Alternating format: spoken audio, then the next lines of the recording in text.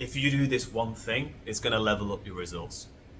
So I've noticed that when I work with clients and they come on board and they've not been exposed to this mindset change, it really is very telling.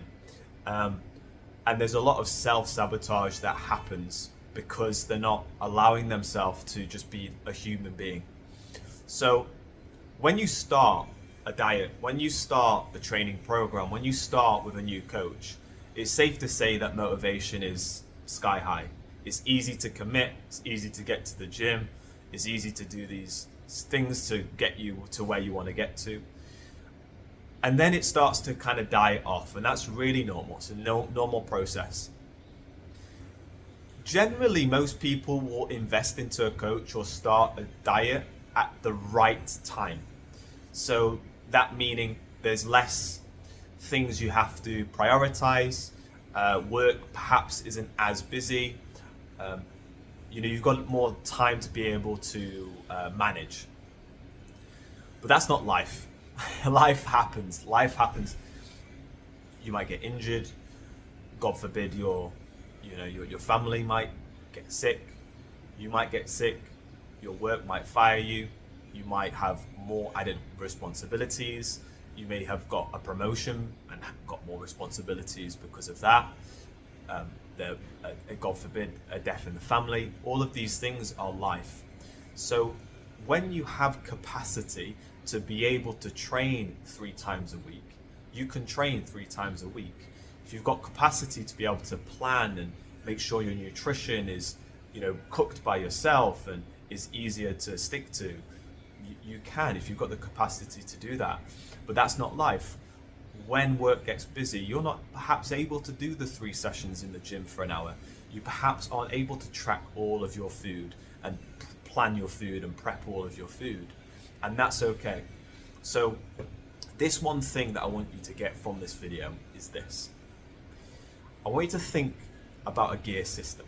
And this is from one of my mentors, Mark Stratton, fantastic coach, gave me this process and gave me this structured process, I suppose is the best way I can put it. So the gear system.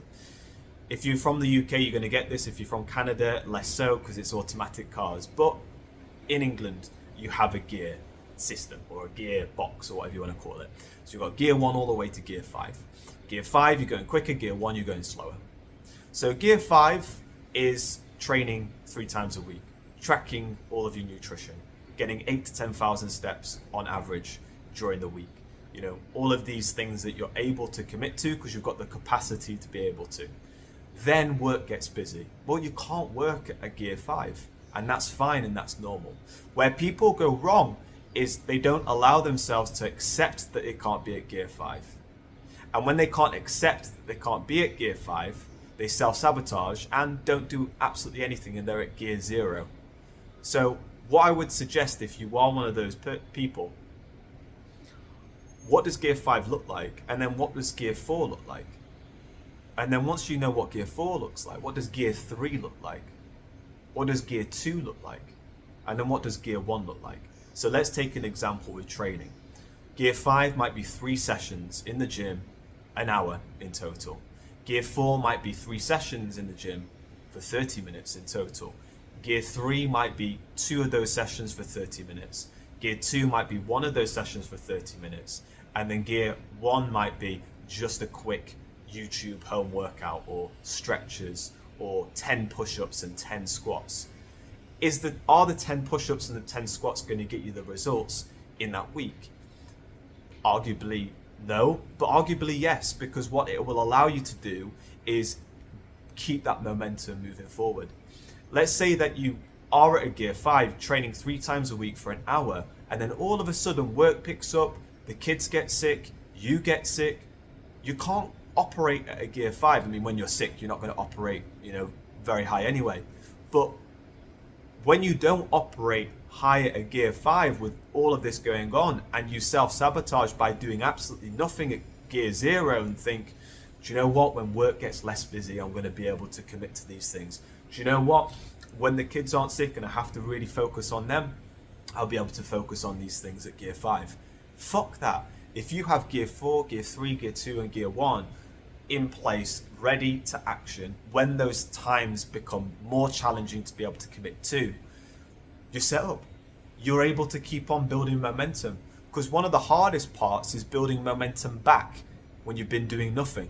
I'll start on Monday. How many of you have said that? I'll start again on Monday. When Monday comes around, do you really start again? That's an answer. That's a question that you can only answer yourself. But this is it. So get a piece of pen and paper, write down gear 1, gear 2, gear 3, gear 4, gear 5. Okay? Once you've done that, on the side, training, nutrition, movement, socializing, anything else, sleep, stress management, whatever comes up for you. And then write in gear 5, what does that look like for those things? Gear 4, gear 3, gear 2, gear 1. Now, another really important point to make here is you could be at gear 5 with training, but you might not be able to be at gear 5 with nutrition.